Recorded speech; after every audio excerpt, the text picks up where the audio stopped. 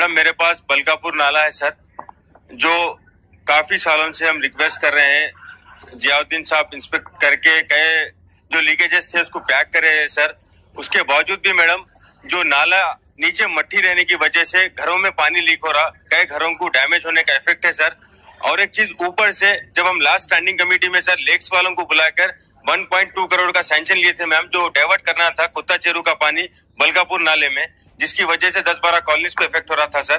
बातुर कुंटे से लेके कुत्ता चेरू से आके पानी कॉलोनीज में आ रहा। अभी पिछले 15 दिन से जो डेड एंड मेरे शेखपेट जहाँ एंड होता है मैडम, वहां पर आदित्य नगर में इतना फ्लो है मैडम, कोई वहां से गुजर भी नहीं सकते। कंटिन्यूसली एमपी सर का प्रेशर है सर, लोगों का वहां पर प्रेशर है। अभी वो काम नहीं हुआ क्योंकि वो लेक्स का कुत्ता चेरू का पानी बलकापुर नाले में डाइवर्ट करना जरूरी है सर। ये बहुत प्रियोरिटी पे है। प्लीज मैं आपसे गुजारिश करता हूँ मैम आपके जरिए। AHA न्यूज को लाइक करें, शेयर करें और सब्सक्राइब करना ना भूलें।